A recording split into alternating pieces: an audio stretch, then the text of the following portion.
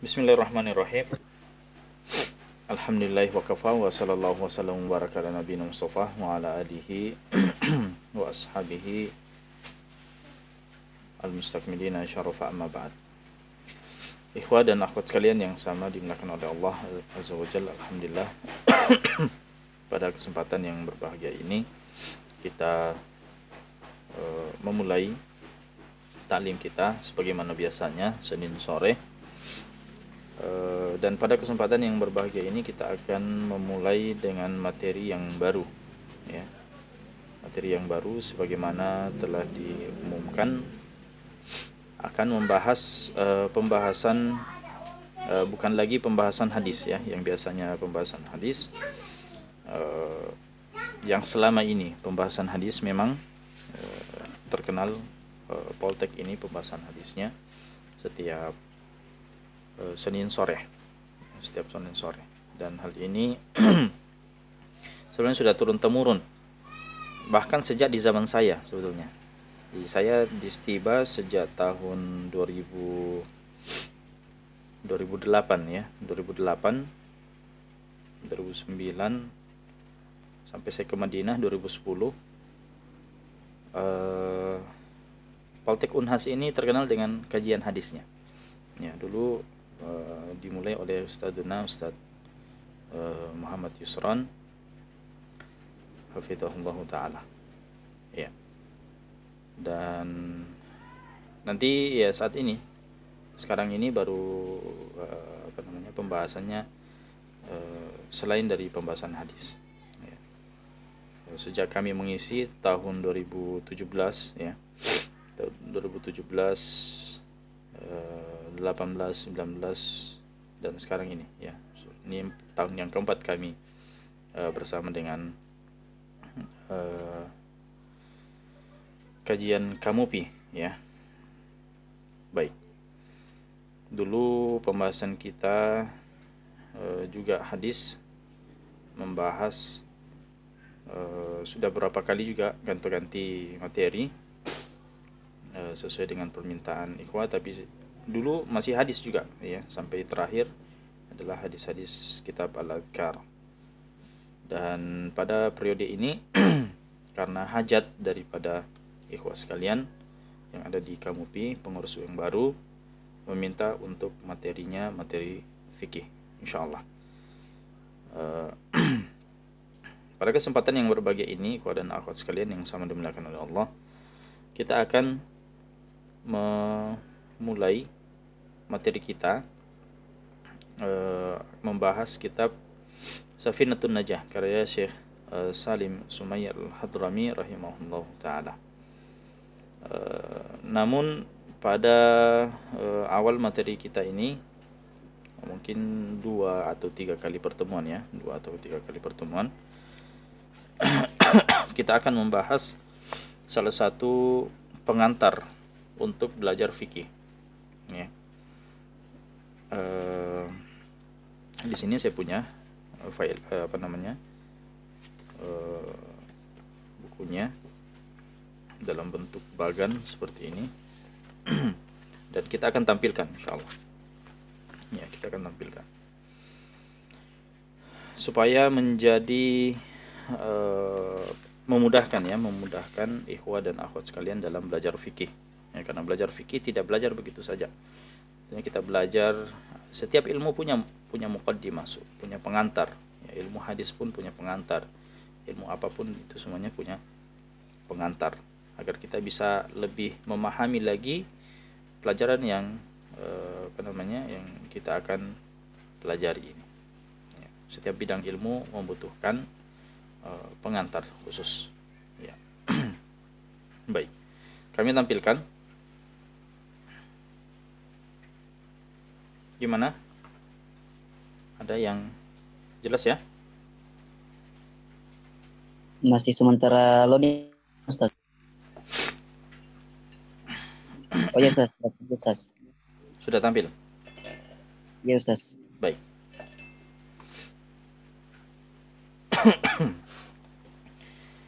Di sini bisa dilihat bagaimana komponen daripada fikih itu ya. Jadi ini adalah pengantar umum daripada fikih, apa yang dimaksud dengan fikih. Ya. Apa sih definisi daripada fikih itu? Ya. Apa definisi daripada fikih itu? Nah, di sini kita bisa lihat ta'rifuhu, definisinya. Definisinya ini bisa kita lihat dari 3 aspek, ya. Aspek bahasa, aspek lugawi, aspek syar'i dari segi syariatnya, dan aspek istilahi atau terminologinya, ya, terminologinya. Ya. Atau istilahnya, ya, apa istilah daripada fikih itu. Kita lihat dari lugawinya, dari segi bahasanya. Apa yang dimaksud dengan fikih dari segi bahasa? Dari segi bahasa yaitu al-fahmu, yaitu pemahaman. Jadi namanya pemahaman itu umum, ya. Pemahaman. Jadi sesuatu yang butuh atas pemahaman, itulah namanya fikih. Ya, karena ilmu kan, ilmu itu terbagi menjadi apa? Menjadi 2. Ada daruri, ada nadhari. Ilmu itu terbagi menjadi 2. Ilmu artinya sesuatu yang diketahui, ya, sesuatu yang diketahui. Itu ada yang sifatnya daruri, sifatnya darurat, tidak membutuhkan usaha, kita sudah tahu. Misalnya apa? Misalnya kita sakit, ya. Kita sakit, kita bisa tahu bahwa saya sakit.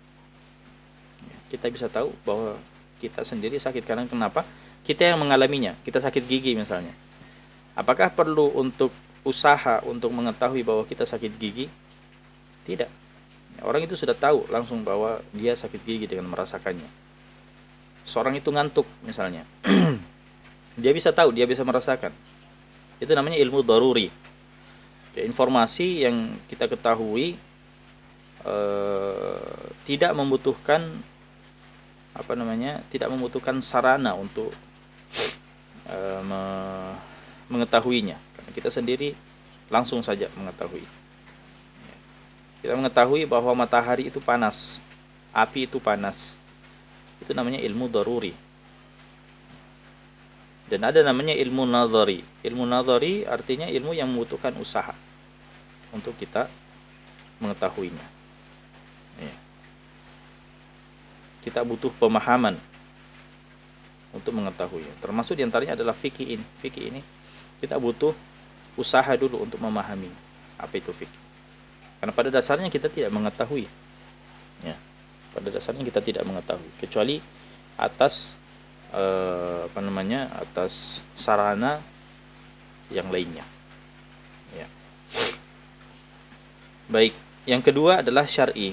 Apa definisi daripada fikih itu secara syar'i? Yaitu al-ilmu bimasailid din.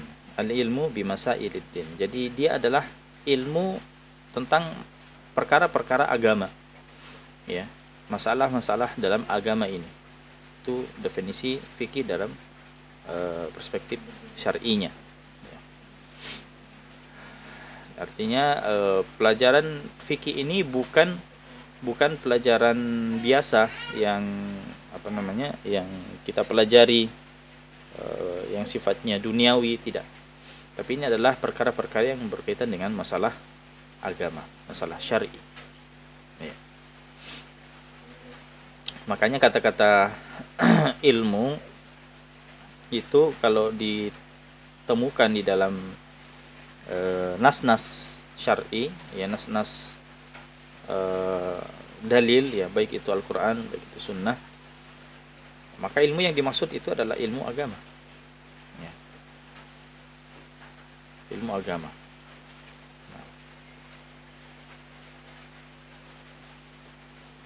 Misalnya Allah Subhanahu wa taala berfirman, yarfa'illahu alladhina amanu minkum walladzi utul ilma darajat.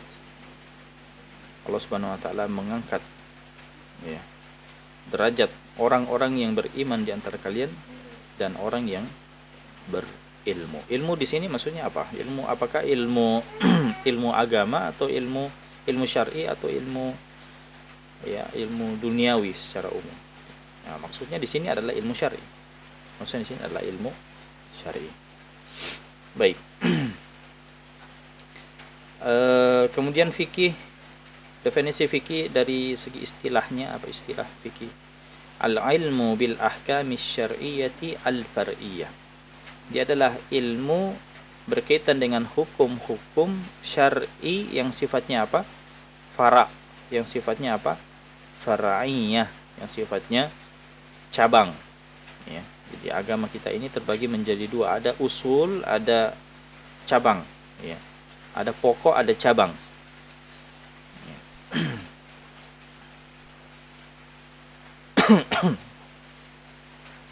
Ya, karena kalau kita pakai definisi misalnya al-ilmu bil ahkami syar'iyyati al-usuliyah misalnya, atau al-i'tiqadiyah, maka itu maksudnya adalah akidah, keyakinan.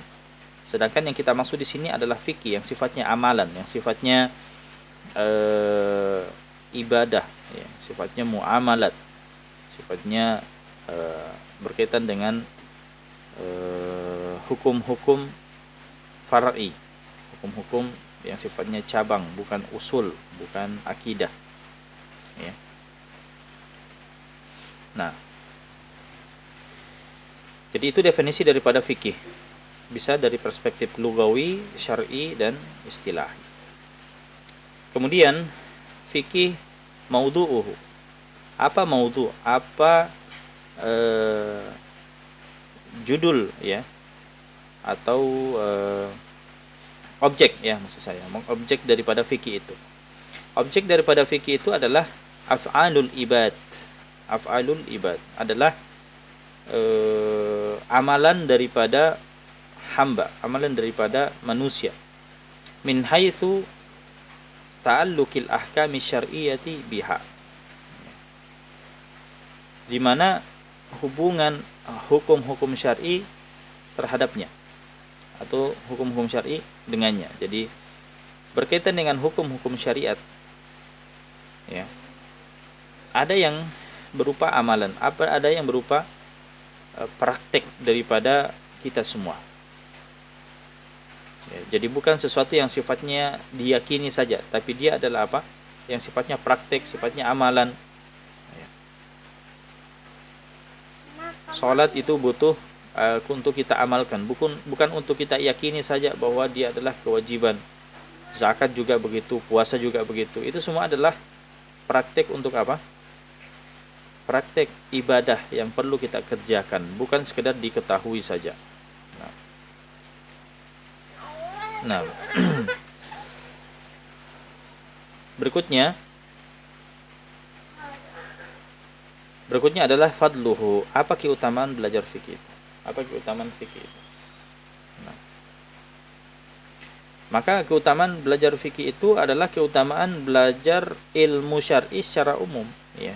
Al-fadlul 'am lil ilmi syar'i. Jadi semua keutamaan umum daripada belajar ilmu syar'i itu juga adalah keutamaan belajar fikih. Ya. Jadi tidak ada keutamaan jadi semua keutamaan yang berkaitan dengan ilmu syar'i itu juga keutamaan belajar fikih. Sebagaimana yang disebutkan tadi. Ya.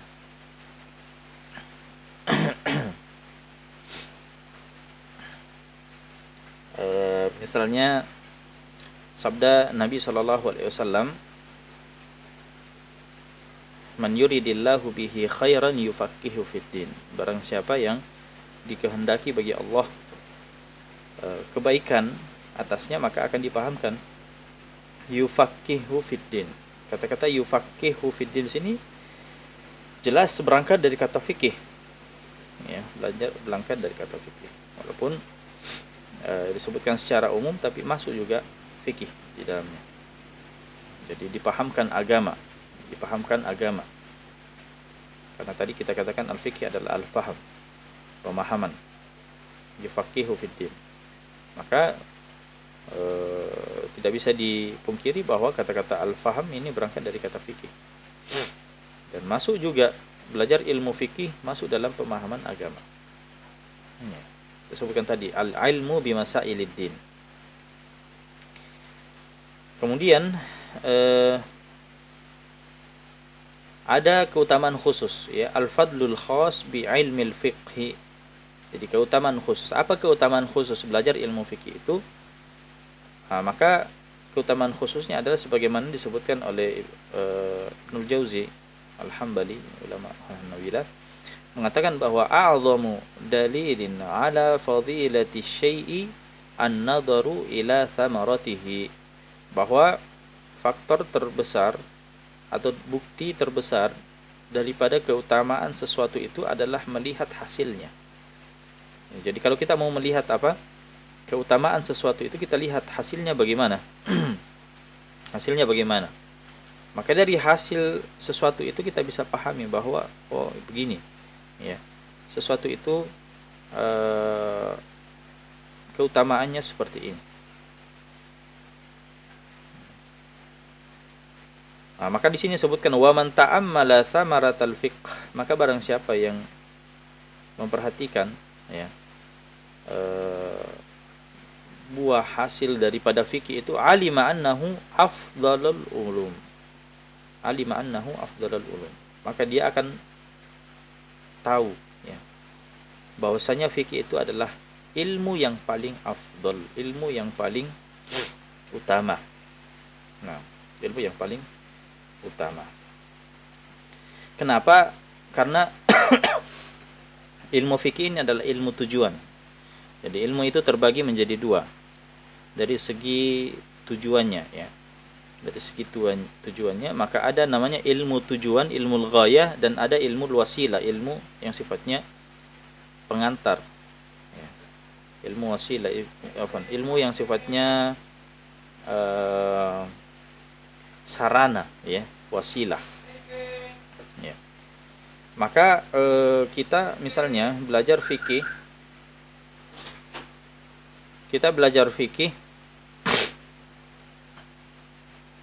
kita membutuhkan ilmu-ilmu yang lain untuk bisa sampai kepada fikih itu. Jadi fikih ini ilmu ghayah, ilmu yang sifatnya tujuan. Sedangkan ada ilmu yang sifatnya wasilah. Misalnya, kalau selama ini kita belajar hadis,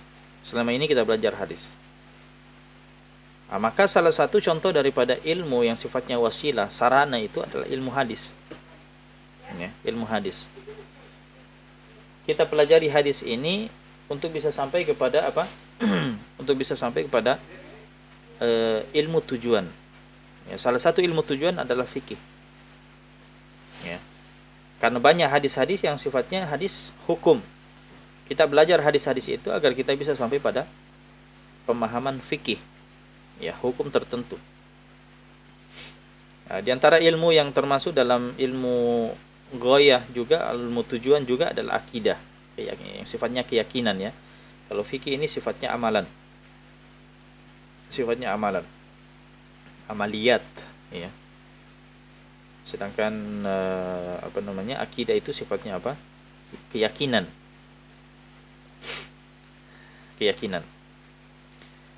Ilmu ghayat, ilmu tujuan yang lain adalah ilmu apa? Adalah ilmu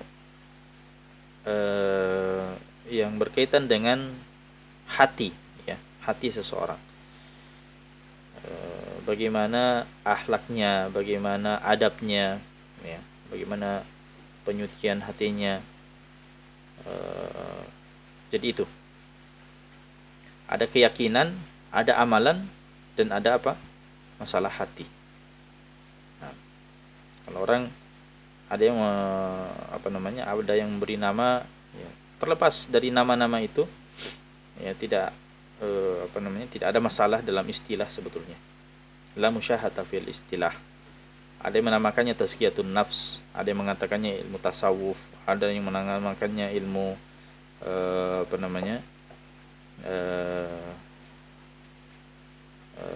akhlak dan adab, ya. Nah, sama saja semuanya.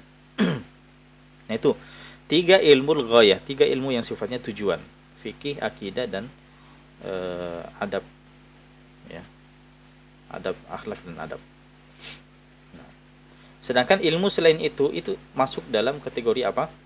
kategori wasilah semua, sarana semua. Ilmu hadis, ilmu tafsir, ilmu bahasa Arab, ya, dan cabangnya masing-masing, ya. Ilmu hadis masih bercabang-cabang. Ada mustalah hadis, ada yang sifatnya diraya, ada yang sifatnya riwayah, ya. Ada mustalah hadisnya, ada syarah hadisnya. Kemudian ada apa namanya? Jarh wa ta'dilnya, ada ilmu rijalnya, ya. Ada ilmu ilalnya. Kemudian bahasa Arab dengan semua cabang-cabangnya, ada nahwunya, ada syarafnya, ada balaghahnya. Kemudian apa lagi? Kalau fikih ini banyak juga cabang-cabangnya. Ya, yang menjadi wasilah untuk belajar fikih itu, sarana belajar fikih ada usul fikihnya, ya, bagaimana mengolah dalil untuk bisa menghasilkan hukum tertentu. Kemudian ada kawaid fikih, ya. Jadi itu. Nah, dari sini kita bisa tahu bahwa ya betapa besarnya keutamaan ilmu fikih itu, sampai membutuhkan apa?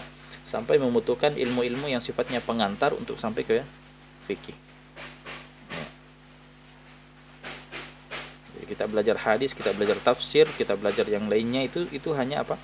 Itu adalah sarana saja, hanya sarana untuk kita bisa menghasilkan ilmu fikih. Ya. Kemudian istimdaduhu ini asalnya, ya, berasal dari, ya tentunya berasal dari dalil-dalil, ya. Fikih ini berasal dari dalil-dalil tadi, Al-Qur'an, Sunnah, Ijma', Qiyas, dan seterusnya. Nah, sekarang kita masuk pada hukmu ta'allumihi. Apa hukum mempelajarinya? Nah, di sini hukum mempelajarinya terbagi menjadi dua. Ada yang ta'allumuhu fardu ain, ya, ada yang dipelajari sifatnya fardu ain, wajib. Ada yang ta'allumuhu fardu kifayah. Ada yang sifatnya wajib kifayah. Jadi wajib itu terbagi menjadi dua. Ada wajib ain, wajib bagi setiap person, ya, yang sudah mukallaf, yang sudah balik, yang sudah akil, yang muslim. Dan ada juga yang sifatnya fardu kifayah. Fardu kifayah ini adalah wajib kolektif. Artinya jika salah satu telah melakukannya, maka gugur kewajiban bagi yang lainnya. Ya, gugur kewajiban bagi yang lainnya. Nah, maka bagaimana bisa mengetahui hukum belajar fikih ini?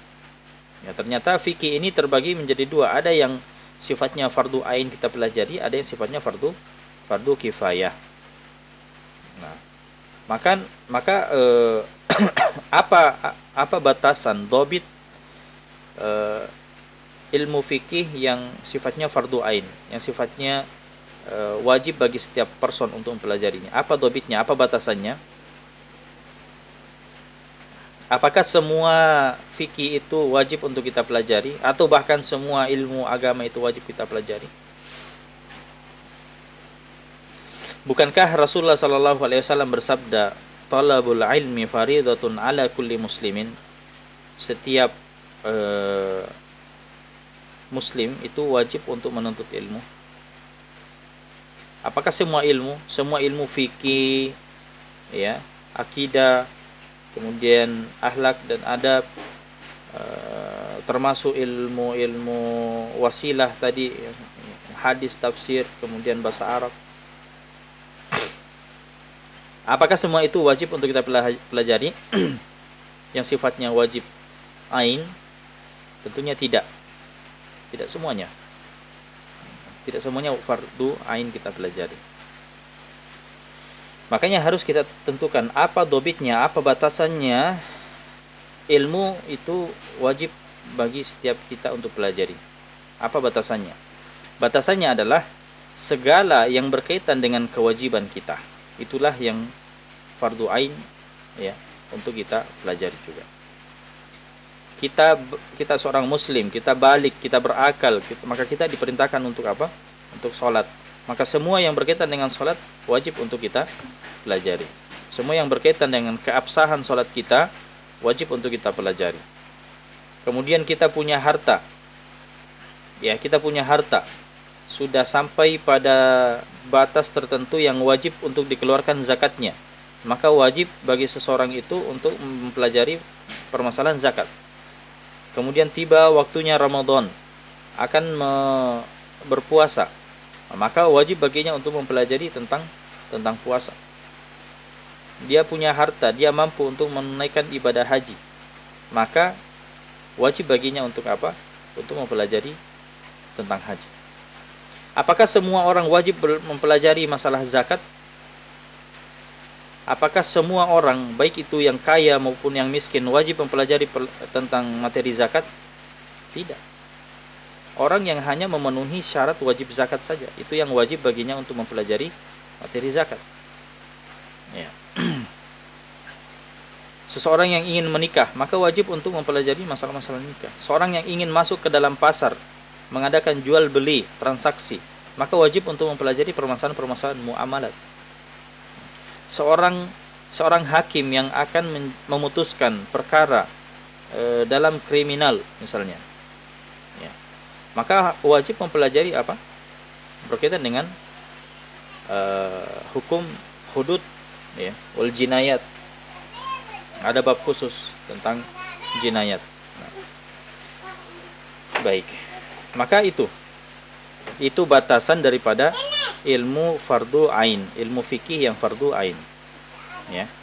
Jadi misalnya tadi sholat, ya, dan berkaitan dengan sholat mulai dari thaharah misalnya, dan permasalahan-permasalahan lainnya berkaitan dengan sholat. Itu yang wajib untuk kita pelajari.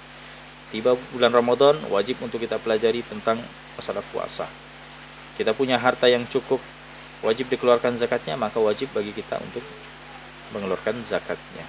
Wajib kita untuk mempelajari zakat ini dan mengeluarkan zakat daripada harta itu. Nah, jadi zakat ini sendiri itu belum wajib untuk kita pelajari, ya. Orang yang belum punya harta, orang yang miskin saat ini, ya belum wajib untuk pelajari zakat itu.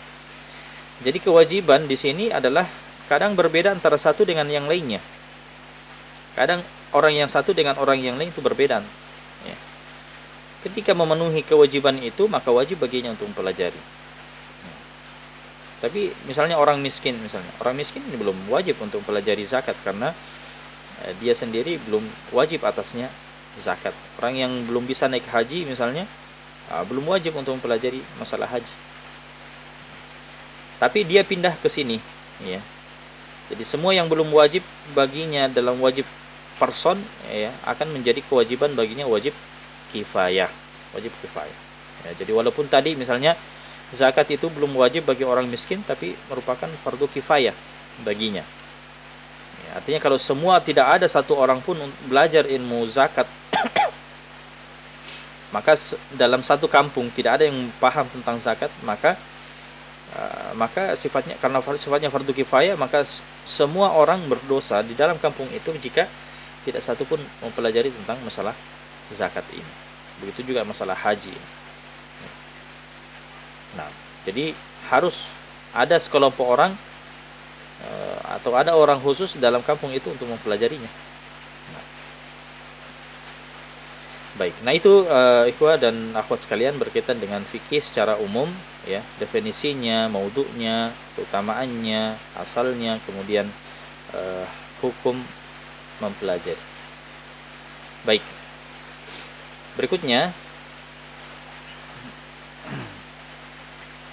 kita akan masuk pada bagaimana fase daripada fikih itu, ya, fase daripada fikih. Nanti kita akan bagi fikih itu menjadi 4 fase. Yang pertama adalah marhalatut tasyri', fase pensyariatan. Kemudian fase yang kedua adalah marhalatul fikhi qabla al-madzahib, fase fikih sebelum adanya mazhab-mazhab. kemudian marhalatul madzahib al-fiqhiyah, kemudian fase munculnya mazhab fikih, kemudian fase al-asrul hadir, fase apa? Fase kontemporer, ya, fase kontemporer kita saat ini, ya. Dan di sini ada pendekatan tahunnya, ya, misalnya marhalatut tasyri' fase pensyariatan ini sampai tahun 11 Hijriah. Kemudian fase sebelum mazhab ini masuk di dalamnya ada apa namanya, masa sahabat, masa tabi'in, bagaimana fikih di masa sahabat, masa tabi'in dan seterusnya. Nah, ini sampai tahun 100 Hijriah, ya, kira-kira. Kemudian bagaimana fase munculnya mazhab-mazhab fikih, ya. Maka itu sampai tahun 1300 Hijriah kira-kira, ya, mulai dari tahun setelah ini sampai ini. Kemudian kontemporer, ya, setelah tahun 1300 Hijriah. Nah, ini insyaallah kita akan bahas insyaallah pada kesempatan yang akan datang, ya, karena waktu kita sudah sangat sempit. Kita cukupkan saja sampai di sini. Dan ini sangat penting, ya, ini sangat penting untuk kita pelajari sebagai gambaran kita untuk masuk dalam pelajaran fikih. Nah, sekali cukup. Barakallahu fikum wa jazakumullahu khairan. Kita buka kesempatan untuk sesi tanya jawab pada ikhwah yang ingin bertanya, ikhwah dan akhwat sekalian, jika ada yang ingin ditanyakan. Fadhal. Silakan. Yang punya pertanyaan silakan. Sebelumnya mohon maaf karena di sini lagi hujan jadi agak terganggu, ya. Silakan. Yang ada pertanyaan? Afwan, saya Ustaz. Iya. Bismillah. Syukran atas kesempatannya Ustaz. Yang ingin saya tanyakan, apabila kita mempunyai satu kewajiban untuk menuntut ilmu fikih, misalnya fikih untuk jual beli, kemudian kita masih belum betul-betul menguasai ilmu tersebut dan kita sudah dituntut untuk melakukan jual beli tersebut. Nah, bagaimana mengatasi hal yang seperti itu, Ustaz? Ya, baik. Jadi karena dia melakukan suatu permasalahan agama yang harus memiliki ilmu, maka antum harus mempelajarinya terlebih dahulu berkaitan dengan ilmu itu. Apakah wajib bagi antum untuk mempelajari? Wajib bagi antum untuk mempelajari semua ilmu jual beli itu? Tidak. Yang antum pelajari adalah berkaitan dengan apa yang antum ingin lakukan, ya. Apa yang antum ingin lakukan saja. Itu antum wajib pelajari dulu. Jadi berkaitan dengan apa yang antum lakukan. Karena ilmu muamalat itu, ilmu jual beli itu kan banyak, ya. Ilmu jual beli itu luas, ya. Permasalahannya sangat banyak. Apakah semuanya wajib dipelajari? Tidak. Yang wajib dipelajari adalah yang ingin kita amalkan saja, yang ingin kita praktekkan saja. Nah, misalnya antum melakukan transaksi jual beli.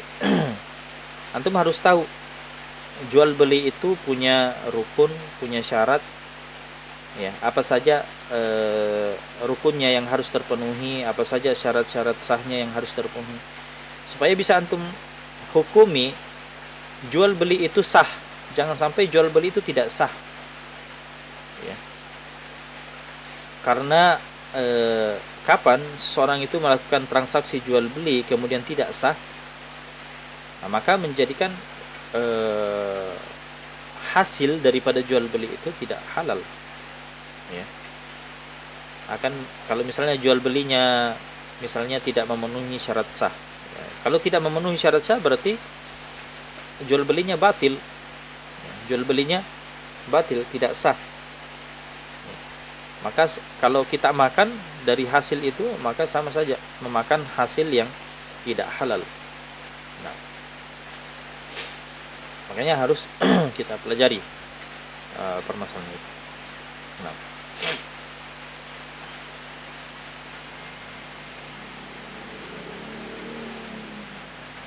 ya paling tidak antum bertanya dulu berkaitan dengan hal itu. Ya.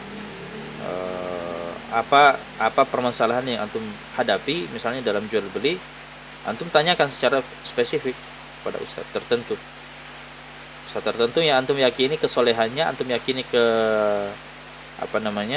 antum yakini dia orang yang berilmu, siapapun dia, tanyakan kepadanya. Ya, kalau ada ustadz yang lebih paham mazhab tertentu misalnya, maka itu lebih baik antum tanyakan kepadanya. Nah, ya, jadi seperti itu. Ya. Ada yang lain? Silakan.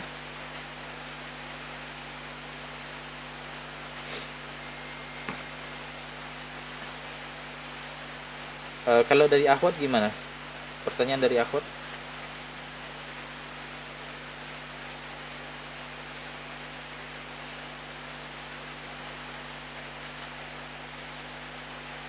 Tadi saya ikut share linknya, entah bagaimana, apakah ada yang bergabung atau tidak, wallahu taala alam.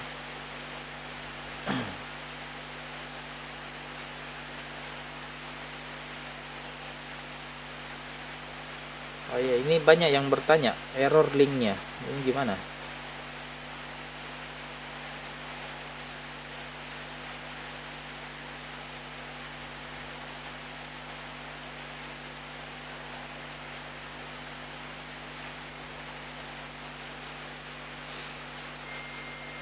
Belum ada pertanyaan ya di akhwat ya. Baik. Tidak ada lagi pertanyaan?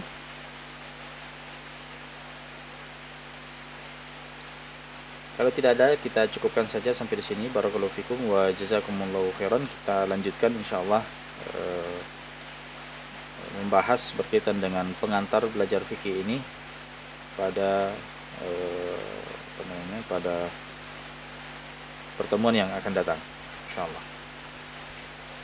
Saya cukupkan. Barakallahu fikum wa jazakumullahu khairan. Sallallahu ala nabiyina Muhammadin wa ala alihi washabihi wasallim walhamdulillahi rabbil alamin. Assalamualaikum warahmatullahi wabarakatuh. Waalaikumsalam.